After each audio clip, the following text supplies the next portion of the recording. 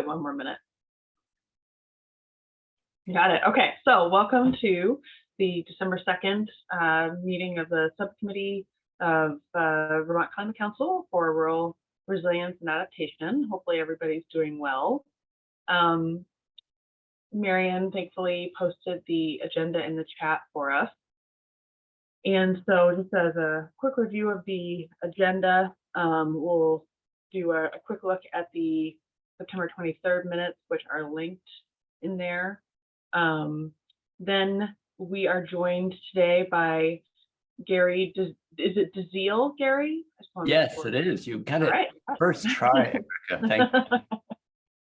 From the University of Vermont Extension. Then we will have an update from Marion on the climate toolkit and share any updates that are available on the Municipal Vulnerability Index, do some public comment, and adjourn. So it's a short meeting today, but that's fine. So with that, is there any changes that folks would like to make to the agenda? Any discussion topics that folks want to have added? Okie. And any changes to the minutes that in the oh, go ahead, Ben. I hadn't seen Megan before, so have we welcomed her? I think you've missed a couple meetings, Ben, because Megan's been with us for a couple meetings. Oh, okay. Well, hello, Megan. Ben. Sorry, I didn't want to call you out, but no polite way to do that. Okay. I've been off camera for a couple meetings, so I might have not. You might not have seen me. So.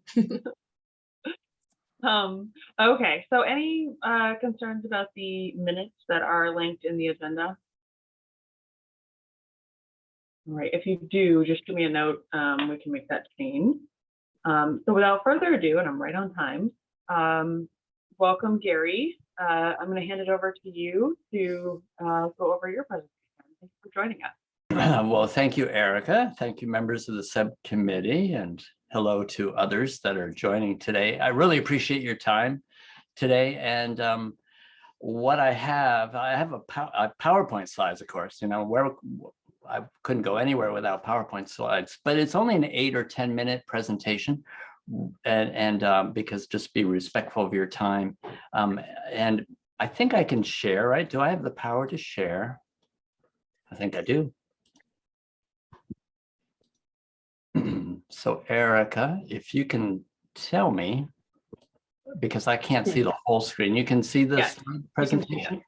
Okay, thank you so much. So my name is Gary DeZiel. I work for the University of Vermont Extension as a community development specialist, and part of my work is with Lake Champlain Sea Grant.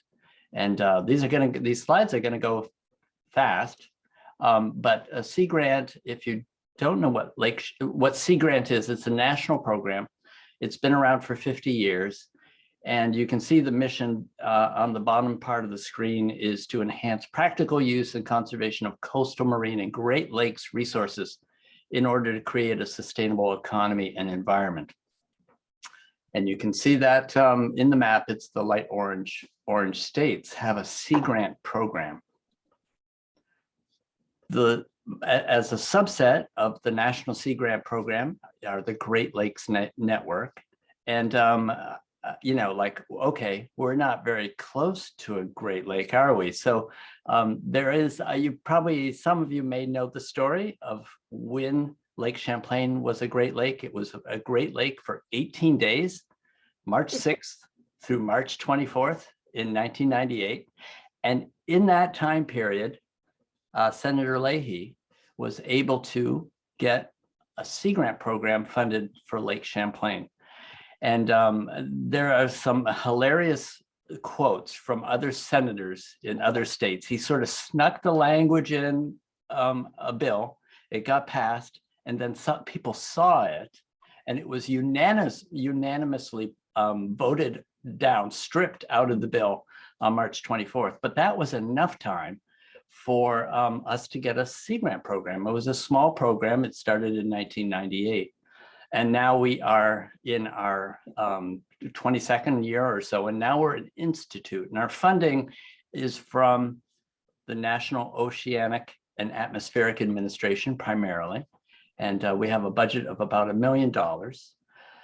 A third of that, more than a third of that, goes to research. And then you can see other programs in the smaller lettering. I hope you can see that. I hope it's not too small in the middle.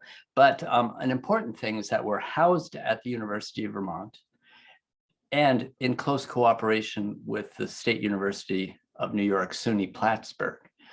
So we have colleagues in New York. Most of our staff are in Vermont. We don't do anything in Quebec, of course, because we're federally funded. We can't do that work in Quebec, but we do have relationships with the Quebec through the Richelieu River study, flood study, for instance, and other projects. So specifically, why am I here? It's because you are the subcommittee on rural resilience and adaptation. Even though, you know, reading through what the subcommittee shall do, is about a lot of things for municipalities, for Vermont.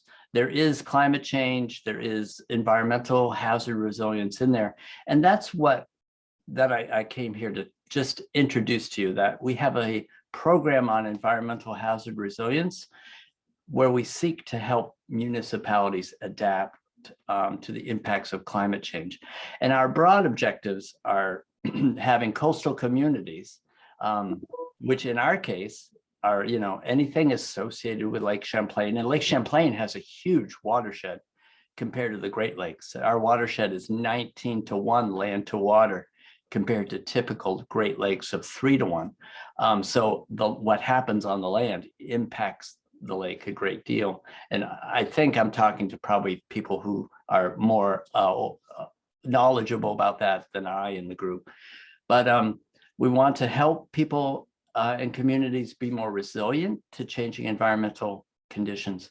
And we want to apply sound science and services to sustain those ecosystems.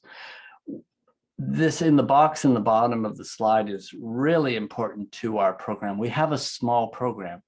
And in Vermont, it's a state where people know each other, that there are a lot of organizations working cooperatively.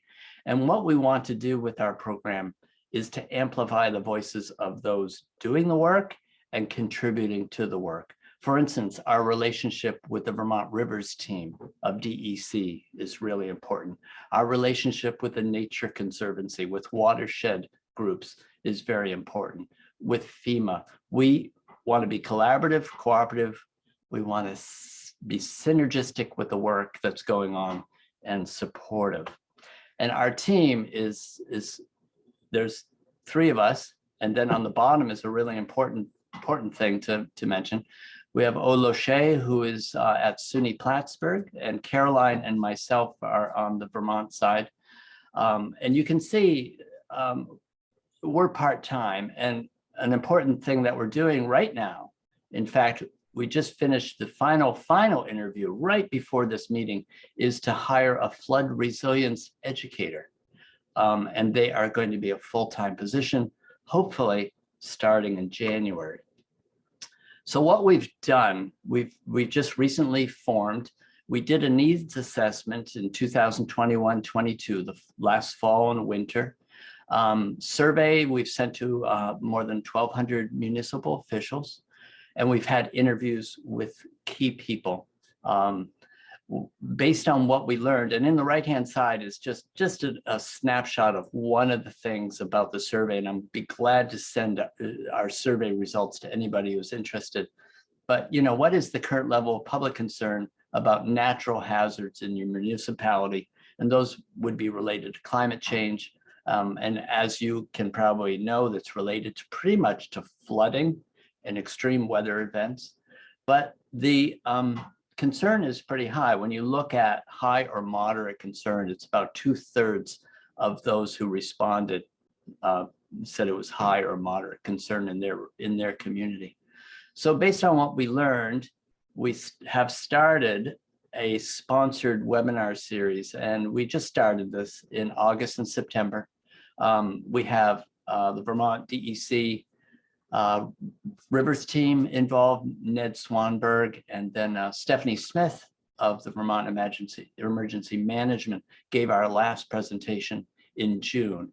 And what do we hope to do is that we are hiring a new Sea Grant flood resilience educator, and this educator would be focused on flood resilience for municipalities, and it is partially funded by the Nature Conservancy. So we're working closely with them. We hope to continue adding programs to our collaborative webinar series based on needs, and then establish on-the-ground resilience building activities and education with selected communities. Again, we understand that we're small in our resources and that we want to reduce the noise that municipal officials hear and rather amplify the voices of those who are doing the work.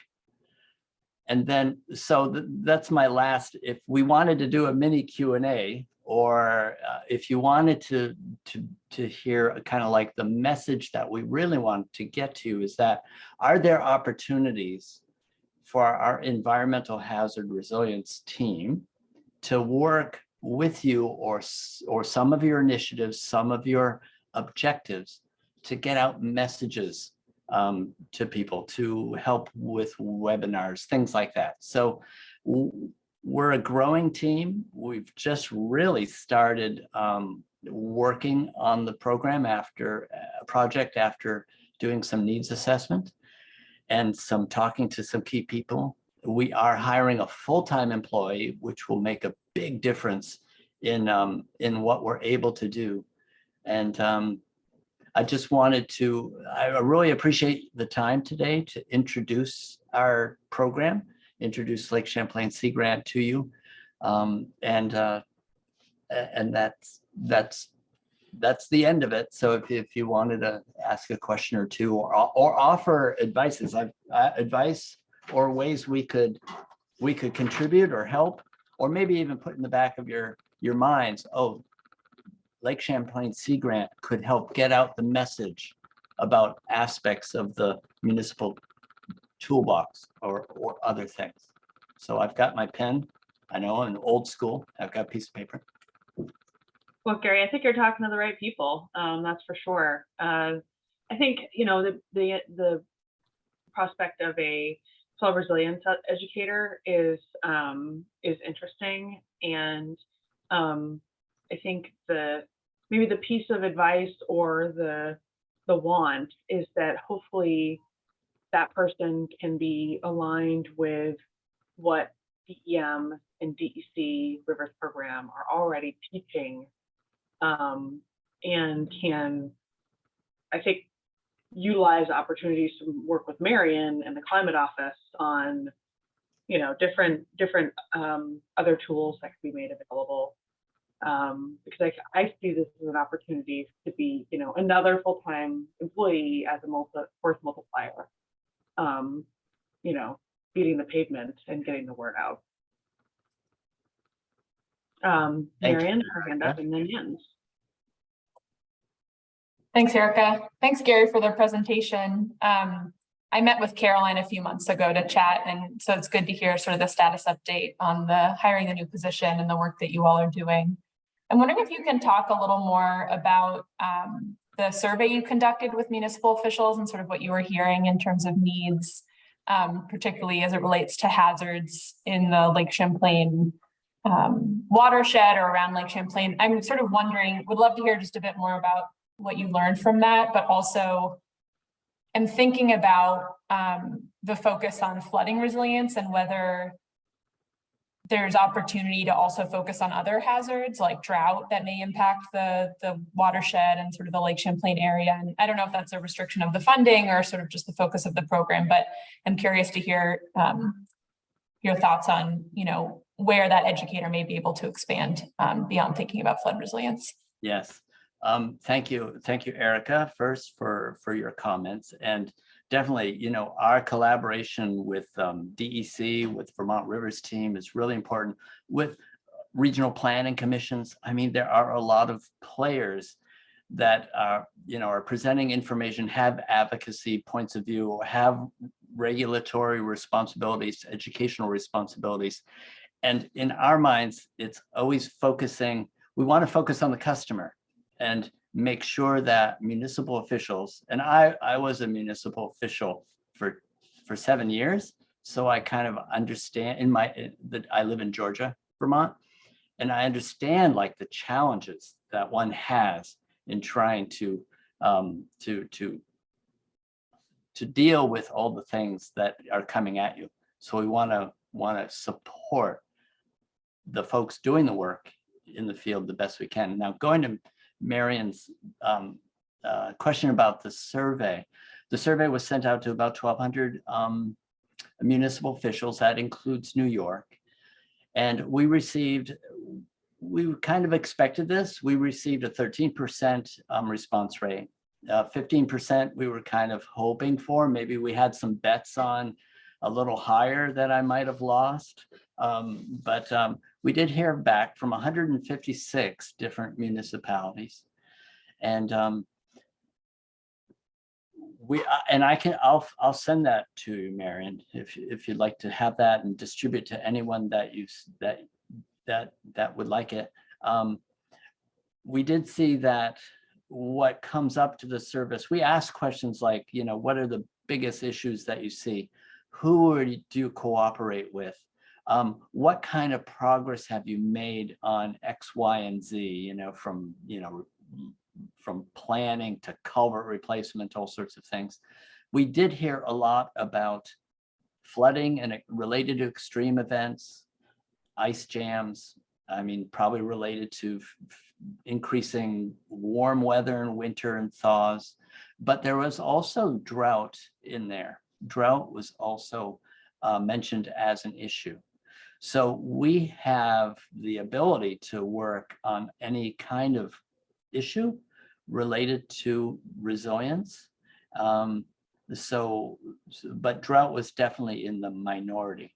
And a lot of the towns were not on Lake Champlain, but only contributed to Lake Champlain. So the towns in Lake Champlain, on the lake, you'd see challenges about shoreline erosion and some of those other issues there. The significant flooding that we've had in the past, I think 2011, I'm trying to think of what year it was, that was very, very high. I think, Jen, did I answer your question, Marion, as best as good enough? Jen, Yes, thank you. had his hand up. Yeah, thanks, Gary. I just wanted to make sure you were aware of the Rivers and Roads training that DEC offers, and just give a shout out to my colleagues at DEC for, that has been really incredibly effective over the years since Irene at making change. And one of the ways I think that has been so successful is actually, this may sound technical and odd, but it's embedded in the state's learning management system. And that allows it to get out to all state employees, and then all municipalities have an account on the LMS. So it's just a cool way of getting your voice out to a whole lot of influential people very quickly. Yeah, well, thank you. And I'm convinced I pronounced your first name wrong. I'm sorry about that, Jens, I think. I've been called worse, Gary. And it's so interesting that you mentioned that, because we were just talking to Rebecca Pfeiffer about wow, wouldn't it be the Rivers and Roads program? How about with the floodplains? What can we do there's resources coming down the pike? How can we use that and that's what I mean by being supportive and synergistic. We do not have to invent anything. We do not want to be a competitor. We want to help municipalities and communities go forward in where they need to be, where they want to be, where they need to be too.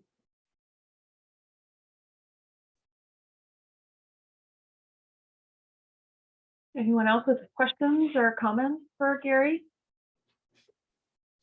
Yeah, I think we'll definitely think about reaching out to you if we need any help with outreach and with any of the other projects that you work on, but I was wondering if there are any projects that you're currently working on at Sea Grant that we should know about that might be related to any of our projects, or we could, I don't know what our capacity would be to help, but if there's anything else you want to tell us about, it would be great to hear.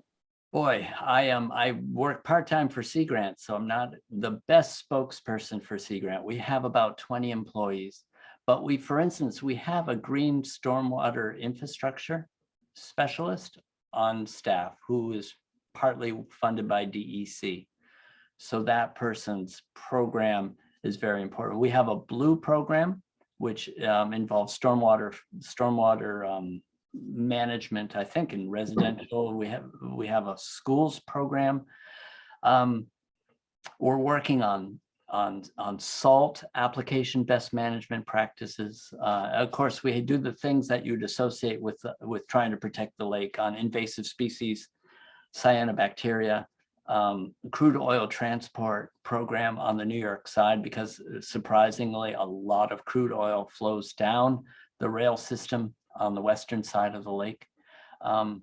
So those are some of the things that I know of. So, and I just want to end by saying that if we can do something for the subcommittee in getting or connections that we need to make so that we could be more helpful, please contact me. And oh, my email address is my name, Gary.Dezeal or gdezeal @uvm.edu. I can put that in the chat.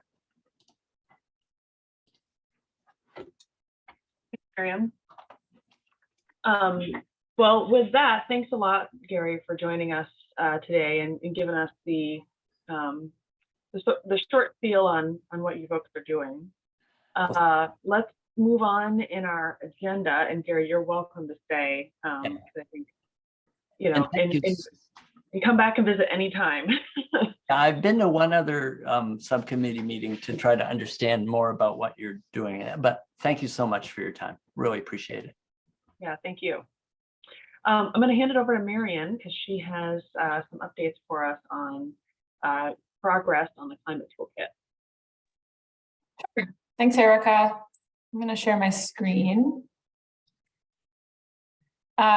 So many of you are on the toolkit task group, so some of this may sound familiar. But Erica and Catherine asked me to give an update on the toolkit. The task group has been working hard to kind of refine the focus and the scope of the toolkit.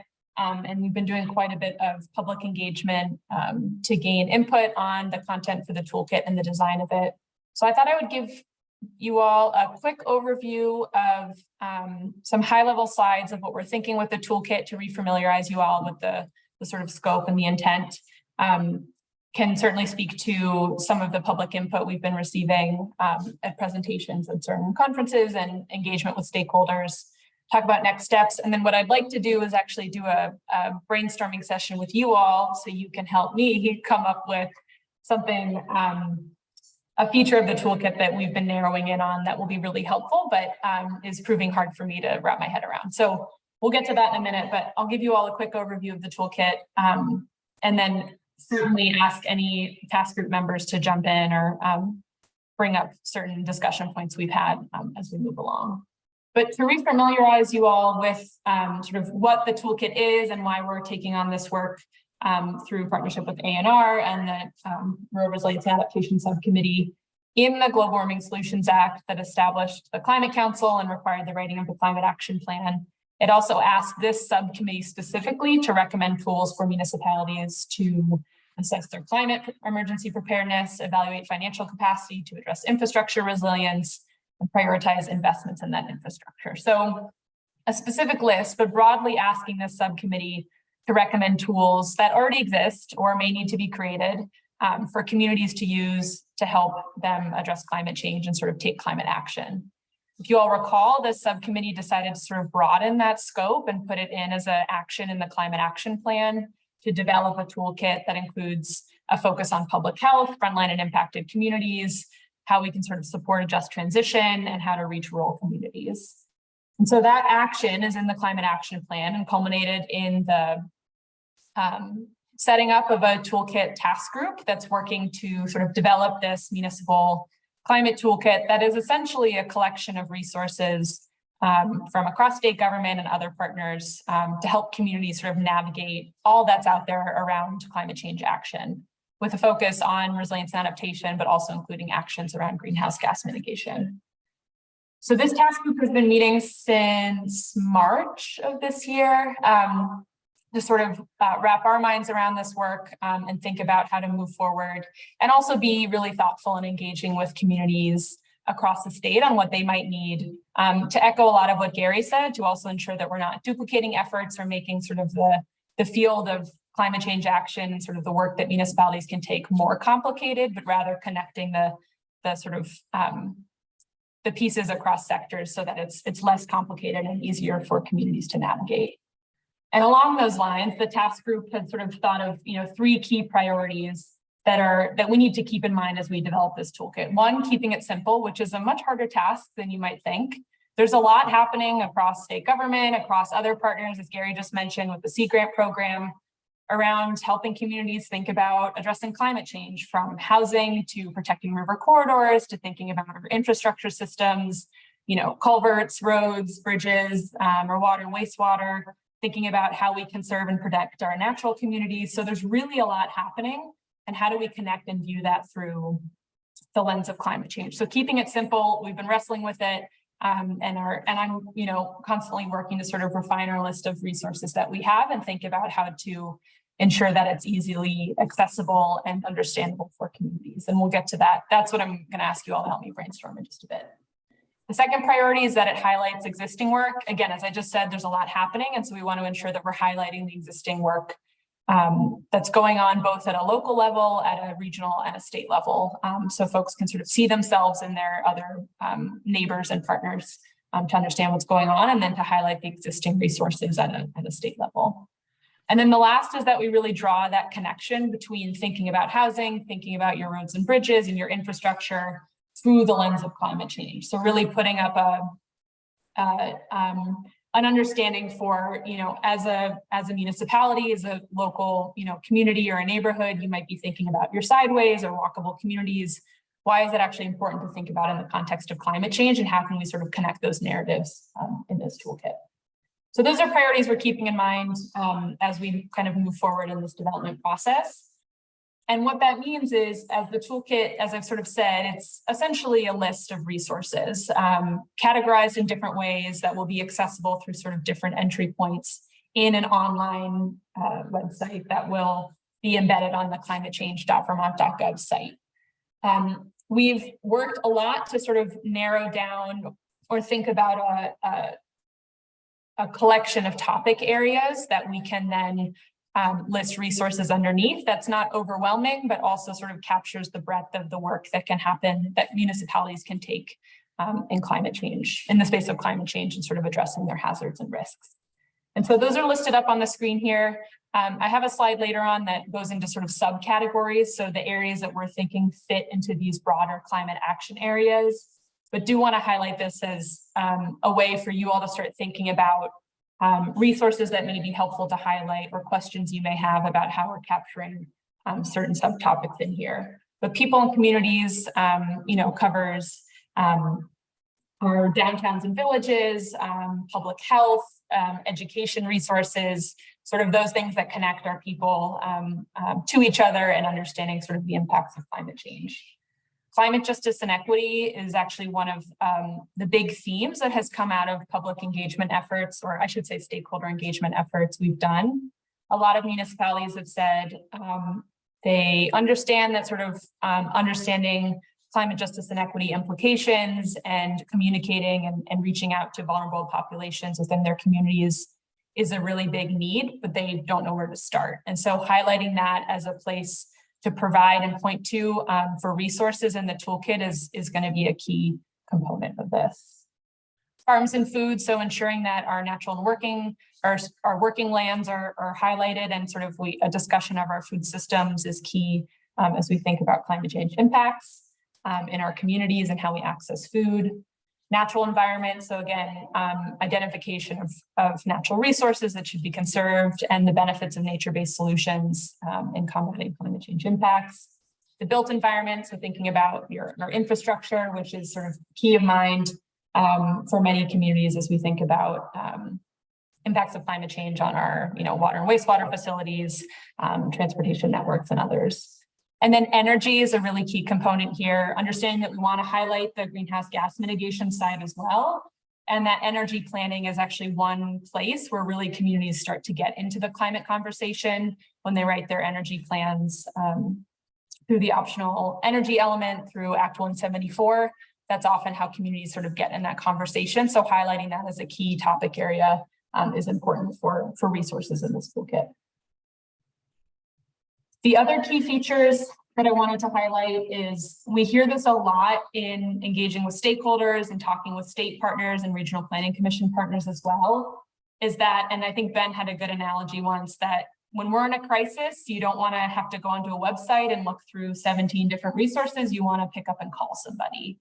So ensuring that the toolkit provides connection to technical assistance providers, so folks at state government that are knowledgeable in river corridor protections or hazard mitigation planning are actually, linked in the toolkit, and communities can sort of call up those folks and have a conversation with someone. That's going to be, as we think about the tools that are actually in the toolkit, technical assistance provider is going to be sort of one category, so that you can see sort of who you can talk to and who can help you understand a certain topic area or connect you to certain resources. So you're not, lost in the long list of resources, but rather have someone to talk to. And then the other place, as we sort of think about helpful features, these have been reiterated by conversations we've had with stakeholders, is there may be communities out there who just are overwhelmed by this and don't know where to start. I speak for myself that oftentimes thinking about climate change and action I can take is overwhelming. And so this is actually what I want to dive in with you all for the last 20 minutes or so today, is thinking about, as communities come to the table and say, we want to think about climate change from either a resilience perspective or reducing our emissions, but we don't know where to start. What do you recommend? And so what this looks like right now, and this is really what the task group is diving into, is can we come up with a basic checklist or places to start for communities to think about? Do you have a conservation commission? Do you have an energy committee? Do you have a town plan that addresses X, Y, and Z? Not complicated steps, but rather basic steps that can help you feel like you're actually checking some boxes. That's not the right way to say it, that you're actually making progress towards sort of climate change solutions and not overwhelmed by the sort of both breadth of resources and sort of lack of direction of where to start. So we'll dive into this in just a minute, but I'm going to finish up the other slides that I have in here. So to give you a sense, and I can talk a little bit about the more technical side of the toolkit, and we'll pause on content for a moment. So we're working, we don't have a grant to develop this toolkit, it's my time, and we're working with the team of folks that develop state websites. They have some capacity and we have money in our existing contract with them that kind of maintains the climate change website to develop a toolkit. So we've been working with them. A few months ago, they came up with sort of some prototypes and came to the task group to look at what the toolkit could actually look like, what it would sort of show up as in the context of the climate change website. And I can't remember, I may have brought those to this subcommittee a few months ago, or at least shared the PowerPoint presentation, so it may look familiar. The timeline for this is there's some other changes to the website that we're working on first. So we'll likely be looking at rolling out either a beta test or some version of that we can share with partners later, sort of spring of next year. That also gives us more time to do some additional stakeholder engagement and ensure that we're kind of ready to launch. But it will be embedded in the climate change website and will be have multiple pages that you can sort of access those broader topic areas that were listed, and then actually dive into the resources that are available that we'll have listed there.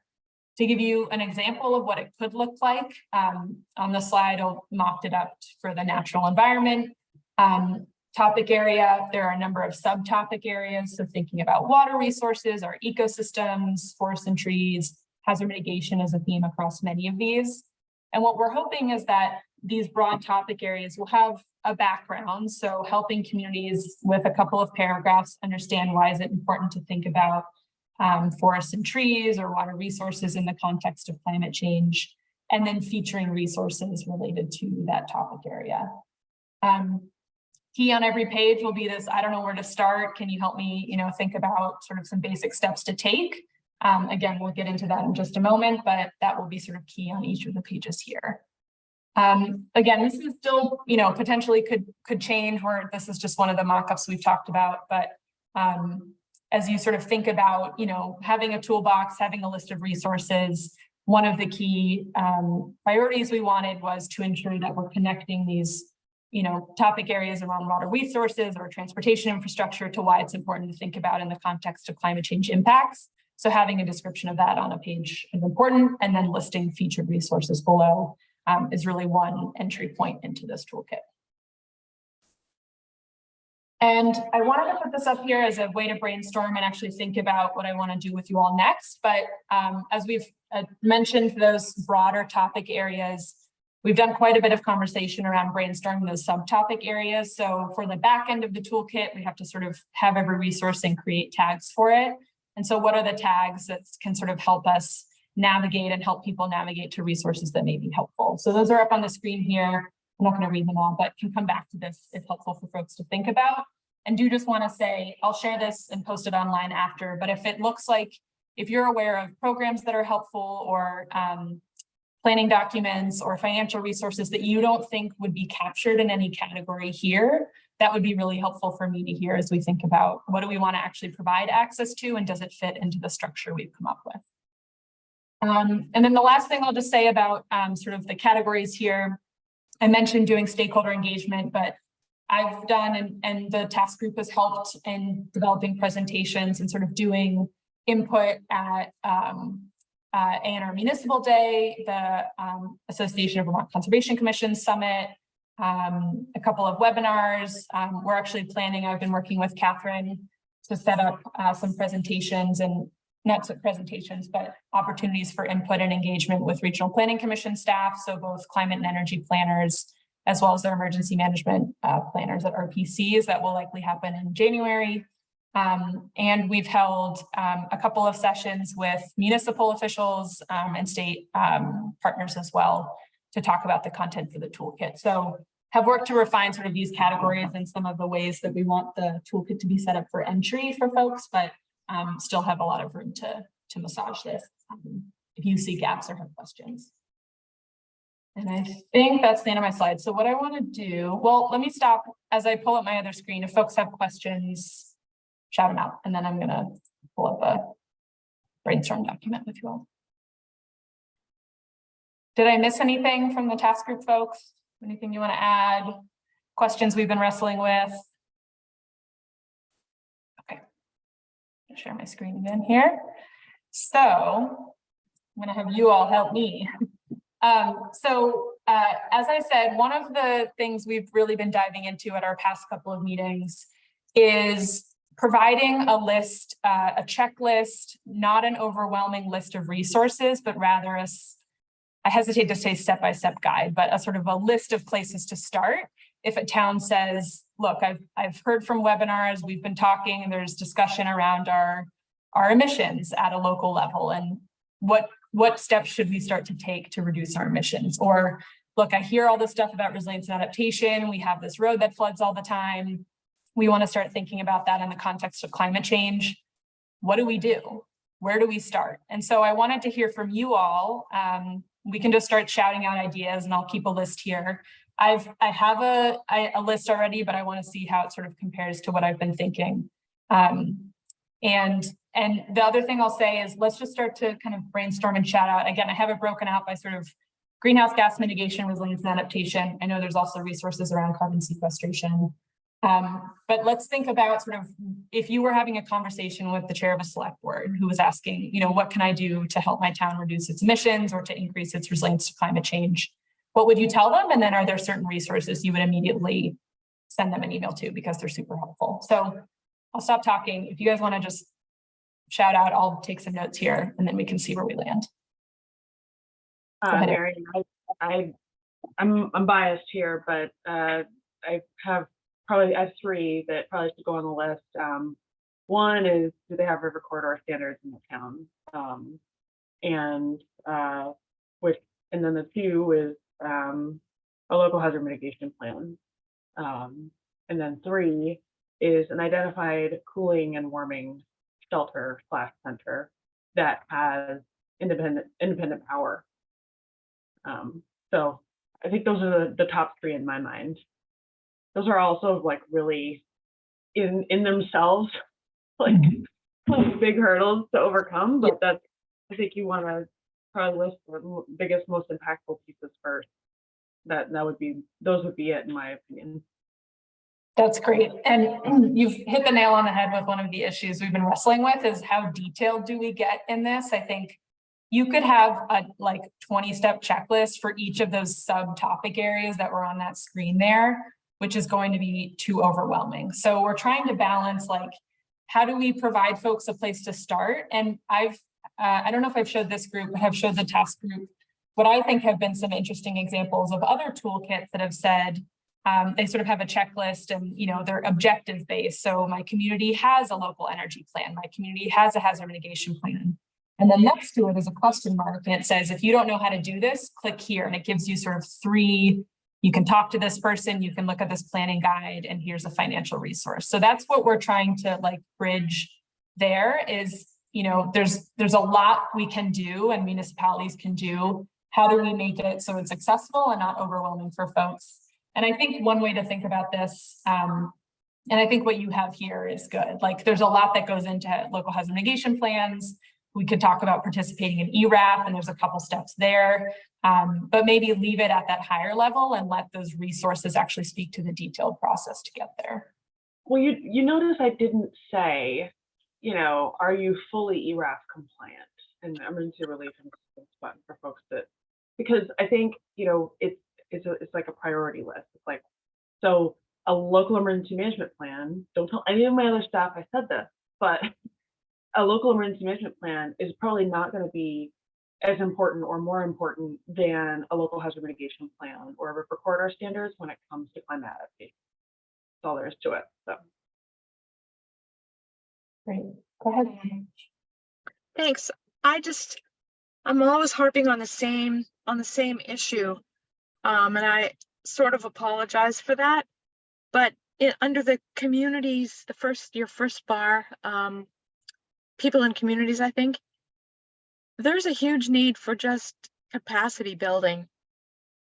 I mean, if you ask most people in my small town of 750 people, if we had a hazard mitigation plan, no one besides about 4 people would be able to tell you we even have one, even though it's posted on our website and we try to use it. And, you know, tiny towns with 3 volunteer select people and a part-time clerk and a two-man road crew, there is only so much we can do. And I don't know if this is something that should be on your list too, Gary. It's a huge problem. And it's a barrier to just about everything. I'll stop whining now. Thank you. No, thanks, Anne. And as that local official, you are to bring a really good voice and sort of understanding that capacity is really limited. Just to bring up we've heard very similar feedback and an interesting anecdote. I didn't present it in our municipal day, I was out of town, but Jane presented on the toolkit and got feedback from folks. And there was a road foreman there, and now I can't remember what town. And he was talking a lot about resilience in terms of their transportation network, and that's actually a big conversation they're having in their town. And that's really where like understanding climate impacts comes into play. But he had no idea if they had a local hazard mitigation plan. Luckily, there was someone from VEM at the session who was able to check and say, yes, you do have a hazard mitigation plan, and here's the link. But even this road foreman who was sort of progressively thinking about impacts of climate change in the small town wasn't aware that he had a hazard mitigation plan. So I think you have 2 points there that we've talked a lot about, and I'm not sure the toolkit's going to be able to like fully increase capacity for all municipalities, but can we at least connect? And this is a question for VEM, like, is there a list that we could link to of towns' hazard mitigation plans that you could click on to see, does my town have a hazard mitigation plan? And, you know, there are only certain folks that are going to end up on this page anyway, but at least gives a place for folks to check. Probably from Flood Ready is the right link. So yeah, good point there. And then the other one I'll say is not related specifically to the toolkit, but if you all recall, and this is an update we'll talk about in a bit, the subcommittee developed some budget recommendations that the council then sort of compiled in an ask to the legislature. One of those was around increasing capacity for communities to address their vulnerabilities after sort of the municipal vulnerability index is developed. But that goes along the same lines as sort of ensuring that the toolkit is able to be used and that we're actually connecting existing resources to increasing capacity. What that capacity looks like is still happening in sort of budget conversations, but a key point that the subcommittee has thought about and has included in their budget requests. So other thoughts from folks? Marion, you bring up a good point about various parts of the town and commissions in the town, knowing what the other commissions do, knowing if there's an emergency mitigation plan or not. And I happen to know that I can get to our mitigation plan through Natural Resources Atlas or the Flood Ready Vermont. You know, I can go through. I've even picked up that ours isn't marked approved yet, so I'm kind of chasing that down. But we have all this in Waitsfield. We have an energy committee. We have a really good conservation commission, very active planning commission right now. And we're doing all these things. We have people looking out for the Mad River. Somehow, where I see a problem is connecting everybody so that they understand that every piece of what they do, everything that all of these organizations are doing, are contributing to a climate action plan. It's like they have to do it within the committee, their committees or commissions, but also understand to bring that information out to the full town or the select board, so that everybody kind of knows what everybody's doing, or can, you know, help the road crew that might not pay attention to Natural Resources Atlas.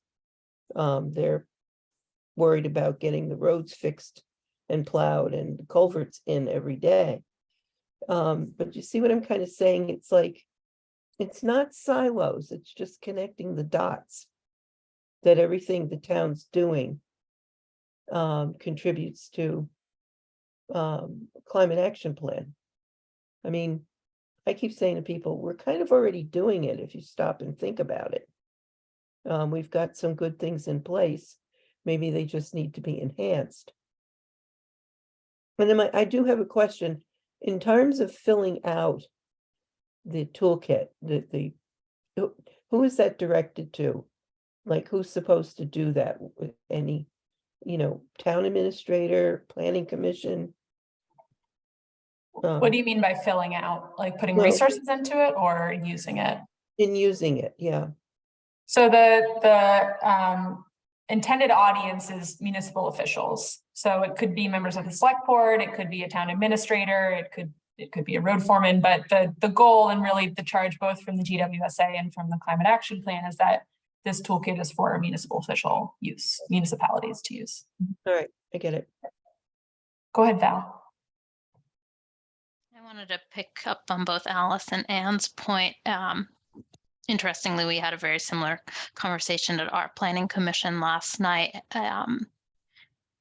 about capacity to do more. And my question was, who are the technical assistance providers? Who are those consultants that can keep us moving in the right way? In our town, the planning commission, Alice, sort of serves as that one central clearinghouse. So like everyone on the planning commission sits on or is chair of one of these other committees, whether it's our climate change committee, energy, et cetera. So it all comes back and gets discussed at the planning commission, which is great, but it also, like, really limits our capacity to take on. Like last night, we were discussing wastewater, and we were all like we can't take on another thing. But is there, and who are these technical assistance providers? Can we use ARPA funds to pay these technical assistance providers to just keep pushing us in the right direction and taking on some of that work for us?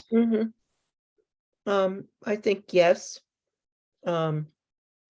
I'm actually from, and I know what you mean about wastewater.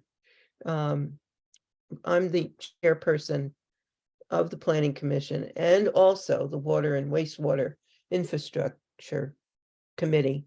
And we're pushing forward with wastewater infrastructure.